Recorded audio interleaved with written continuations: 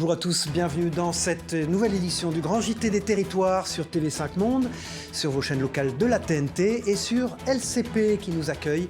Tout de suite, voici les titres de l'actualité. Avec à la une l'appel aux dons de l'EFS.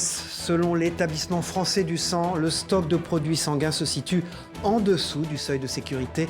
Les besoins sont urgents. Heureusement, à Saint-Étienne, les donneurs sont au rendez-vous. Vous allez le voir dans ce reportage à suivre de TL7, la télévision de la Loire. Déployé partout en France depuis un peu plus d'un an, le BAR, bracelet anti-rapprochement, est un dispositif supplémentaire pour lutter contre les violences faites aux femmes. Et dans le Val d'Oise, l'heure est au premier bilan avec la rédaction de Via 95 sur place. Une croix sur les sommets en Corse. Vous verrez aussi ces images impressionnantes de l'installation d'une croix en bois sur l'un des sommets de l'île de Beauté. Une croix aux fonctions spirituelles et géographiques, comme nous l'expliquera la rédaction de Via Télépaésé sur place. La propagande de Vichy exposée et expliquée aux plus jeunes. Le musée de la Résistance de Limoges dévoile des archives historiques. Une exposition non sans lien avec l'actualité que nous fera découvrir cette à Limoges. Je vous le disais dans les titres, l'appel aux dons de l'établissement français du sang. Au niveau national, le seuil critique du nombre de poches de sang en réserve est atteint. Là où la France a besoin de 100 000 poches, elle n'en dispose que de 75 000. Il y a donc urgence après 2 années de tensions liées à la crise sanitaire. Le message a été entendu visiblement à Saint-Étienne. Vous allez le voir, un reportage signé d'Anthony Verpillon pour TL7, la télévision de la Loire. La quasi-totalité des sièges sont occupés et les infirmières enchaînent des gestes rapides mais appliqués. La collecte de ce jeudi midi était assez rythmée à la maison du don de Saint-Étienne dans le quartier de Châteaucreux car les médecins n'ont pas de temps à perdre avec les poches répertoriées. Donc là ce sont des poches qui vont partir où ? Alors c'est des poches de sang qui ont été prélevées ce matin à la maison du don et qui vont partir sur notre service de préparation. Les tubes qui sont prélevés en même temps que les poches sont analysés demain matin. Et les poches seront libérées une fois qu'on aura les résultats. Donc là, potentiellement, elles peuvent aller sauver des vies à partir de À partir de demain après-midi. Et depuis le début de la semaine, les Ligériens sont généreux avec près de 50% de donneurs supplémentaires sur la seule journée d'hier. C'est important parce qu'on a besoin de sang pour soigner les patients et puis voilà, ça coûte rien. Un geste d'autant plus citoyen que les médecins disent souvent qu'un seul donneur peut sauver 3 malades car une fois arrivé à l'hôpital, le sang est séparé en globules rouges, en plaquettes et en plasma pour réaliser les transfusions. Et pour le moment, le seuil d'alerte pointé du doigt par l'EFS n'a pas encore eu d'impact sur les hôpitaux. Rappelons tout de même que si vous avez eu le Covid, vous pouvez donner votre sang 15 jours après les derniers symptômes et sans restriction si vous êtes cas contact vacciné. L'EFS qui appelle tout de même les donneurs à prendre rendez-vous sur le site qui s'affiche en bas de votre écran. Un jeu d'enfant pour certains, un parcours du combattant pour d'autres. Les nombreux candidats à l'élection présidentielle ont jusqu'au 4 mars prochain pour obtenir les fameux 500 parrainages synonymes de leur ticket d'entrée officiel pour la campagne. Alors si les gros candidats ont déjà leur signature ou sont en passe de le faire, les plus petits peinent aujourd'hui à les réunir. Un problème démocratique que tentent de régler certains maires des pays de Savoie. Un reportage de Luc Arouk pour la rédaction de 8 Mont-Blanc sur place. La dernière ligne droite est lancée pour la dizaine de candidats déclarés à la prochaine élection présidentielle. Ils devront obtenir un minimum de 500 parrainages avant le 4 mars prochain pour officialiser leur candidature. Cette quête est d'autant plus compliquée pour les petits candidats. Ils sont pour la plupart moins connus du grand public et doivent multiplier les interventions aux 4 coins de la France pour convaincre les élus encore incertains. Le philosophe Gaspard Koenig est candidat déclaré depuis un mois. Même s'il ne possède pour l'heure que 27 signatures, le candidat garde espoir. Ce n'est que depuis mon annonce de candidature le 11 janvier que très officiellement, si je puis dire, je leur demande le parrainage, qui est une demande toujours un peu humble, parce qu'on fait du démarchage téléphonique, on se présente et on se prend évidemment beaucoup de portes dans le nez avant d'en avoir une qui s'ouvre. Venu écouter son discours, Édouard Meunier, le maire du petit village de Quège, tient à interpeller les nombreux élus du territoire sur la question du parrainage. Les conseillers régionaux ou départementaux qui très souvent sont étiquetés politiquement n'ont aucun problème pour parrainer leurs candidats de leur famille politique en règle générale. Les maires ruraux le plus souvent sont sans étiquette et finalement c'est le risque. Et que les maires à 75% aujourd'hui disent je vais parrainer personne, eh ben c'est quel mauvais exemple on donne. De son côté, Antoine Valentin, le maire de Saint-Joire-en-Faucigny, a posté une vidéo sur Internet. C'est par le biais de ses concitoyens que son choix va se porter. Comme maire et comme élu local, j'ai l'habitude de nourrir ma réflexion, de prendre mes décisions en concertation avec ma population. Et donc, il me semblait tout naturel de garder le même mode de fonctionnement pour cette signature de parrainage. À 3 semaines de la date butoir, seuls 6 000 parrainages ont été enregistrés par le Conseil constitutionnel sur un peu plus de 47 000 possibles. Et Bruno Le Maire était l'invité de Face au territoire jeudi sur TV5 Monde. Le ministre de l'économie et des finances a notamment évoqué le sujet crucial de la dette qui s'est creusée pendant la pandémie. Regardez cet extrait de Face au territoire sur TV5 Monde. Bruno Le Maire, c'est le ministre de l'économie, des finances, de la relance. Une amélioration sur le terrain sanitaire, claire. Vous vous félicitez d'un rebond de la croissance. Il y a des promesses de dépenses nouvelles chaque jour dans la campagne présidentielle. Et dans son rapport annuel publié hier, Pierre Moscovici, qui est le premier président de la Cour des comptes, parle d'efforts sans précédent à réaliser. Il parle de 9 milliards d'euros d'économies supplémentaires par an. C'est la rigueur version 1984 qui nous attend juste après la présidentielle, comme par hasard ou pas, Bruno? Non, je ne crois pas. Je partage l'appréciation de Pierre Moscovici, bien entendu, qu'il faut des finances ancien ministre publiques, de l'économie et des finances, il faut des finances publiques bien tenues. Mais je pense qu'il faut simplement prendre un petit peu de recul sur ce que nous avons fait et sur ce que nous voulons faire avec le président de la République. Nous avons rétabli les finances publiques, Cyril Viguier. Nous sommes revenus sous les 3% de déficit en 2018 et nous avons, avec cette majorité qui a le rétablissement des finances publiques dans son ADN, nous avons sorti la France de la procédure pour déficit excessif. Ensuite, nous avons eu une crise majeure et nous avons fait un choix stratégique avec Emmanuel Macron qui est de protéger les salariés et de protéger les entreprises. Ce choix-là, il a été bon économiquement, il a été bon socialement, il a été bon politiquement et il a été bon aussi pour nos finances publiques. Parce que c'est moins cher de protéger que de réparer les dégâts du chômage et le dégât des faillites. Il débutera la semaine prochaine. Le Salon de l'agriculture ouvrira ses portes le 26 février à Paris. Un rendez-vous incontournable, surtout en pleine année électorale, auquel ne pourront pas participer les agriculteurs martiniquais. En cause, les incertitudes liées au Covid. Précision et reportage de Jean-Marc Dabré pour Via ATV sur place en Martinique.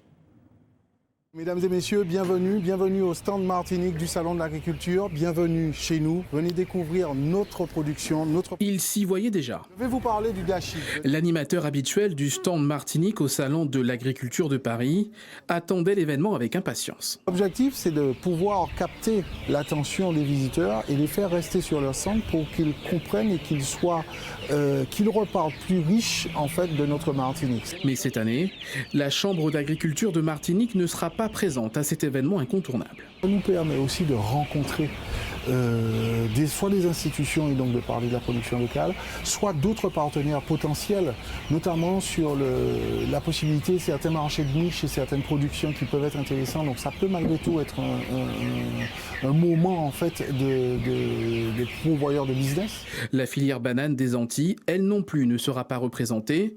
Une décision motivée par les risques liés à l'incertitude générée par la crise sanitaire. Tout le monde n'est pas son passe sanitaire. Et les groupements ne voulaient pas particulièrement endosser la responsabilité d'avoir autant de monde là-bas. Près de 350 000 € avaient été budgétisés pour le salon. Un investissement pour faire parler de la banane et de ses enjeux et qui pourra être réutilisé sur d'autres événements d'envergure nationale. On reste donc sponsor et partenaire sur le Marathon de Paris qui va avoir lieu début du mois d'avril. Et puis surtout, on aura effectivement donc le Tour de France où à l'occasion de cette prochaine édition et de ce partenariat qu'on a renouvelé en 2021 pour les 3 prochaines années. C'est la deuxième fois en 15 ans que la Martinique sera absente au Salon de l'Agriculture de Paris. L'année dernière, l'événement ne s'était pas tenu, toujours en raison de la crise sanitaire. C'est un outil de plus dans la protection des femmes victimes de violences. Le bracelet anti-rapprochement est déployé dans toute la France depuis plus d'1 an désormais. Le système basé sur une alerte en cas de non-respect des distances par un conjoint ou ex-conjoint violent concerne 11 personnes dans le Val d'Oise, vous allez le voir. Le tribunal judiciaire de Pontoise a dressé un bilan du dispositif. La juridiction l'avait déployé en avant-première dans le département. Michael Joly pour Via 95. Septembre 2020, le ministre de la Justice, Éric Dupond-Moretti, est au tribunal judiciaire de Pontoise pour lancer un nouveau dispositif de lutte contre les violences conjugales, le bracelet anti-rapprochement, un outil qui a fait ses preuves en Espagne. Quelques mois plus tôt, cette juridiction, à l'avant-garde de la lutte contre les violences conjugales, l'avait réclamé à sa prédécesseur, Nicole Belloubet. Un peu plus d'1 an après leur déploiement, c'est l'heure du bilan. C'est un dispositif qui est très précieux pour assurer la protection des victimes de violences. Donc le bracelet anti-rapprochement, actuellement nous en avons 11 qui sont déployés. Je rappelle que le bracelet anti-rapprochement est prononcé par les juges. C'est une décision du juge. Alors que le téléphone grave danger, il y en a actuellement 45 qui sont mis à la disposition du parquet de Pontoise. Le TGD, c'est vraiment un outil qui est à la disposition des procureurs de la République et c'est un outil que mettent en place les procureurs auprès des victimes qui ont besoin d'une protection immédiate. Complémentaire au téléphone grave danger, le bracelet anti-rapprochement consiste à poser un boîtier électronique géolocalisé à la cheville d'un conjoint violent. Un périmètre autour de la victime de violence est défini et en cas d'approche de celui-ci, le porteur reçoit un premier avertissement. S'il entre dans le périmètre, les forces de l'ordre sont alertées, tout comme la victime. Un dispositif parfois difficile à faire accepter aux victimes. Il faut leur accord et beaucoup d'entre elles sont encore sous emprise, ce qui nécessite une sensibilisation, une intervention des associations de victimes pour pouvoir accompagner et faire accepter également ce dispositif lorsqu'il est estimé utile par les magistrats pour assurer au maximum la protection de ces victimes. L'année dernière, selon le collectif féministe Nous Toutes, 113 femmes sont mortes sous les coups de leur conjoint ou ex-conjoint. 4 étaient valdoisiennes. Dans le sud-ouest, un drôle de navire est en ce moment à l'œuvre près de certaines plages du bassin d'Arcachon. Venu de Bretagne, une drague propulse le sable en continu, vous allez le voir. Le dispositif répond à un double objectif, regarnir les zones les plus fragilisées par le tourisme et les intempéries, ainsi qu'établir un meilleur amortissement des houles. Une opération qui durera jusqu'au 28 février et d'un montant de 450 000 €. Les détails au micro de Bénédicte Dohain de la chaîne du groupe Sud-Ouest, TV7. S'il n'y avait pas les opérations de réensablement sur les plages du Pilat, étant donné que c'est difficile d'accès par des engins mécaniques, il y aurait pas du tout de plage à marée haute et difficilement du sable à marée basse. Et on voit qu'au bout de 6 mois, toutes les communautés benthiques en fait, viennent se recoloniser le banc de sable. Restons dans le sud-ouest, tout près de la frontière espagnole. Plusieurs maîtres chiens de la gendarmerie, issus de la chaîne des Pyrénées, ont participé à un exercice d'entraînement annuel en Haute-Garonne. Ce recyclage opérationnel, selon le jargon utilisé, vise à vérifier les compétences des équipes cynophiles. Images et interviews de Manon Dossi pour la Dépêche du Midi, notre partenaire sur place. Travailler avec un chien dans le secours en avalanche, le chien ça reste un être vivant, hein, c'est pas une machine qui est réglée et qui reste réglée toute l'année. Donc il faut s'adapter au travail du maître et au travail du chien. Et comme on a des vies qui sont en jeu quand les personnes sont ensevelies dans une avalanche, c'est un peu une course contre la montre. Donc on se doit d'avoir une équipe efficace, tant au niveau du travail du chien que du travail du maître, avec l'analyse du terrain, la prise de renseignements et l'évolution du secours pendant la recherche. Voilà, et en cette période de vacances d'hiver, nous ne pouvons que vous conseiller d'être prudents sur les pistes et lors de vos balades. Non sans lien avec l'environnement, dans les Yvelines, l'école Hectare poursuit son développement. Le plus grand campus agricole au monde accueille désormais des start-up qui évoluent dans le domaine agricole et l'alimentation durable. Un écosystème favorable évidemment pour la recherche, un sujet de la rédaction de TV78, donc dans les Yvelines. Implanté dans le parc régional naturel de la Haute-Vallée de Chevreuse, Hectare représente le plus grand campus agricole du monde. Créé par Audrey Bourrolo et Xavier Niel, patron de Free, le centre de formation a lancé en octobre 2021 son accélérateur de start-up. Après 135 candidatures et 25 présélections, 11 entreprises ont été choisies. Un objectif commun, grandir et évoluer ensemble pour bâtir l'agriculture de demain. On a monté la première marque d'alternative à la viande sans ingrédients ultra transformés. Donc ça veut dire qu'à base de vrais ingrédients qu'on pourrait trouver dans sa cuisine. Globalement, nous ce qu'on veut faire, c'est à partir du moment où il récolte son produit jusqu'à la facturation de ce produit, on intervient sur cette chaîne-là. L'accélérateur de start-up s'articule autour de 4 domaines, l'alimentation, l'agriculture régénératrice, l'indoor farming et l'agritech qui fait référence à la robotisation et l'intelligence artificielle. Le Cobot Tutilo, c'est la collaboration entre l'homme et la machine. Le but, c'est d'avoir de la technologie embarquée qui soit très sophistiquée, mais que l'usage soit extrêmement simple. Et donc, on a cherché à faire de cet outil une plateforme vraiment polyvalente pour que la personne gagne un maximum de temps dans le travail et qu'elle puisse l'utiliser à beaucoup d'usages différents. Donc, du semis à la plantation, au désherbage, à la récolte. Les 11 startups vont bénéficier du double réseau HEC Paris et Hectare, soit 30 mentors et 500 experts. Elles vont également pouvoir profiter d'un espace de travail de 2000 m² ainsi que de 50 hectares d'expérimentation. Je trouve qu'ils ont un réseau non seulement de mentors qui peuvent nous accompagner et nous aider à, on va dire, passer à l'échelle et atteindre ces 2500 producteurs à la fin de l'année. Le partage d'un réseau mais aussi des mêmes valeurs autour de l'environnement et le souhait d'une agriculture plus durable. C'est génial parce que Hectare vient rassembler des gens avec des compétences extrêmement fortes dans le domaine de l'agroalimentaire, les mettre autour de la table pour partager une vision commune de l'agriculture durable. L'accélérateur a pour objectif final de permettre le développement de 80 startups en 2 ans dans le secteur agricole. Une belle histoire à présent dans ce grand JT des territoires, celle de Gilles Ledru-Lienec, qui sensibilise les jeunes au handicap. L'artiste, infirme moteur et cérébral de naissance, se raconte avec beaucoup d'humour dans un spectacle qui ouvre le dialogue ensuite avec son public. Près du Mans, il s'est rendu dans un collège et Hélène Galliana pour LMTV Sarthe a assisté à cette belle rencontre. Regardez. Tu sais papa, quand je serai grand comme toi, tu sais ce que je ferai comme métier moi? Je serai moniteur de voile. Et il l'a fait. Gilles Ledru-Lienec est le seul moniteur de voile handicapé de France. Il est venu ce vendredi raconter son histoire devant une centaine de sixièmes. L'objectif du spectacle, c'est de changer le regard. C'est qu'au départ, quand il découvre sur scène, il va quelqu'un d'handicapé, donc il ne sait pas si je suis handicapé mental ou moteur. Et comme je raconte tout mon parcours, au fur et à mesure de mon histoire, il rentre dans ma vie et il découvre qu'un homme comme moi a pu conduire, puis être de brevet d'État, puis de papa. Car pendant 2 heures, Gilles et sa femme Agnès abordent avec humour et sans tabou la vie de l'homme de 59 ans. Il demande aux élèves de participer en incarnant différents personnages. Alors soit tu viens d'être élu président de la République devant ton peuple, en délire. Quand ils essayent de vivre dans leur corps, ils ressentent mieux les choses. Et quand je les recroise 1 an après ou 2 ans après, ça reste mémorisé. Parce que si je faisais juste une conférence sans faire de jeu, eh ben une conférence, tu l'oublies vite. Alors que là, je retrouve des enfants qui grandissent et qui me reconnaissent. Ah Gilles, tout ce que tu as dit, c'est resté gravé en moi. Et le message semble passer. Il ne faut pas comparer les personnes handicapées à nous, ils sont comme nous, c'est juste qu'ils ont un petit problème.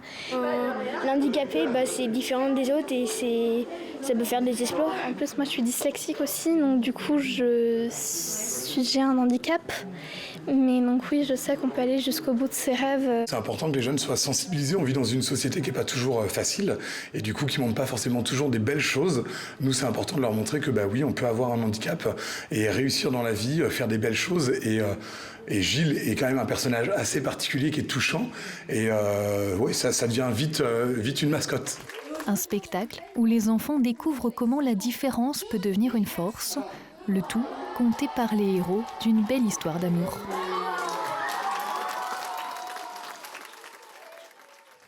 Des images impressionnantes et tout en hauteur dans ce journal maintenant. Elles nous viennent de Corse, entre l'île Rousse et Calvi. Le mont Saint-Ange, qui culmine à 562 mètres, s'est habillé cette semaine d'une nouvelle croix sommitale. Une imposante croix en bois pour délimiter les frontières entre deux communes. Une opération rare, autant spirituelle que géographique et sportive. Racontée au micro de Franco Farsetti et de Jean Colonna de Via Tele Paese sur place. On peut s'apercevoir que dans tous les sommets de Corse, il y a une croix. Et moi, j'ai demandé un petit peu à nos anciens, du côté de Calagouche, j'ai demandé pourquoi une croix. Alors on m'a répondu, peut-être c'est vrai, c'est pas vrai, j'en sais rien. Mais on me disait que la première des choses, c'était la croyance en Corse.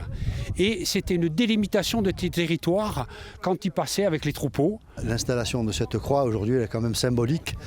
Parce qu'on voit toute la jeunesse qui est là aujourd'hui, la jeunesse et d'autres, hein. Mais c'est très important parce que, je le répète, ce site est symbolique, avec un village de chaque côté, un couvent de chaque côté. Donc c'était très important que la commune aujourd'hui soit représentée lors de cette manifestation.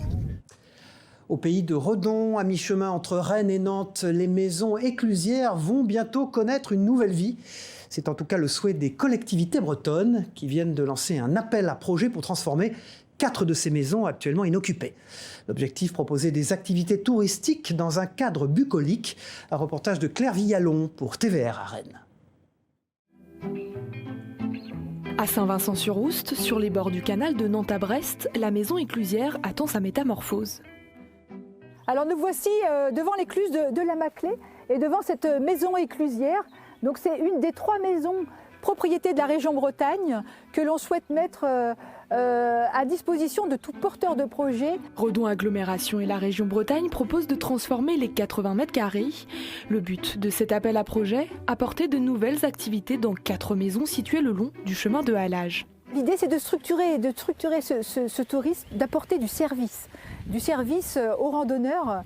Chacun a besoin de regonfler son vélo, de pouvoir se nourrir, s'héberger, trouver un pique-nique. Guinguettes, location de vélo ou hébergement, toutes les idées sont les bienvenues. À Avessac, par exemple, le gîte d'étape aimerait bien compléter son offre. Au bord de l'eau, ce bâtiment a une place stratégique. Là, nous avons la Vilaine et nous sommes sur le chemin de cyclotouristes, la V42, qui va donc de Redon à Rennes jusqu'à Saint-Malo. De quoi laisser libre cours à son imagination, car c'est bien les candidats retenus qui devront effectuer les travaux d'aménagement. La région Bretagne les met en clos couvert, c'est-à-dire huisserie, menuiserie, toiture prête, en fait, la coque extérieure, et à charge de chaque porteur de projet d'aménager l'intérieur à ses frais. Depuis le début de l'appel à projet, 60 dossiers ont déjà été demandés.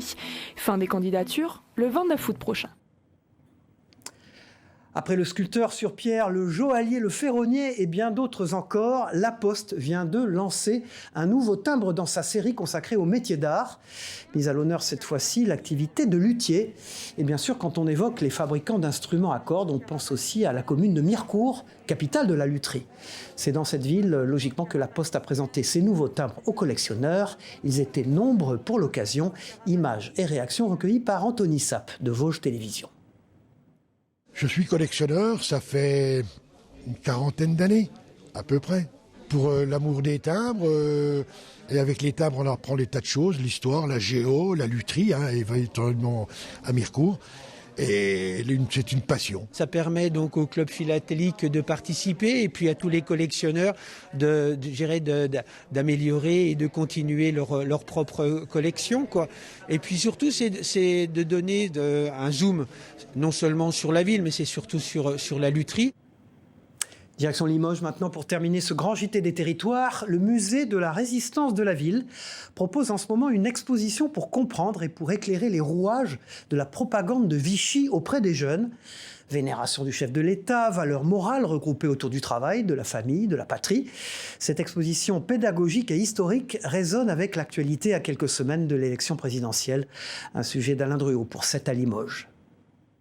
Questionner l'histoire de notre pays, y compris durant les heures sombres de la Deuxième Guerre mondiale, est dans l'ADN du musée de la Résistance qui programme jusqu'à la fin de l'été une exposition pédagogique Vichy, parle aux jeunes Français. C'est une exposition vraiment qui s'adresse au jeune public, qui a été conçue vraiment pour un public à partir de l'âge de 10 ans, travailler avec des collégiens, des lycéens, mais qui est ouverte à tout public lorsque les visiteurs viennent au musée. Le titre n'a pas été choisi au hasard, voilà, donc c'est vraiment ciblé sur cette jeunesse. Quand on arrive dans l'exposition, en fait, on se retrouve face à face avec une affiche qui a été très très célèbre pendant cette période des années 40. Évidemment, c'est le portrait de Philippe Pétain avec le nouveau slogan à cette époque-là qui était donc Révolution nationale. Ce qu'il faut le rappeler, évidemment, Philippe Pétain, donc à la suite de la signature donc de l'armistice en juin 1940, va obtenir quelques semaines après ce qu'on a appelé les pleins pouvoirs. Au fil de l'exposition, les mécanismes de la communication de Vichy sont ainsi expliqués. La valeur scientifique de cette présentation visuelle et didactique est grande. Et puisque désormais l'histoire est régulièrement convoquée, autant pouvoir faire la part du vrai et de la propagande. Quelques semaines évidemment de ce grand moment électoral. Voilà, il y a plein de parallèles à faire et c'est montrer aussi plein de choses par rapport aussi à la société comme le musée de la Résistance. C'est pas que ce qui s'est passé en 1940. Voilà, c'est la fin de ce grand JT des territoires. Merci de l'avoir suivi sur vos chaînes locales de la TNT, sur TV5 Monde et sur LCP. On se retrouve très vite pour une prochaine édition. Au revoir à tous.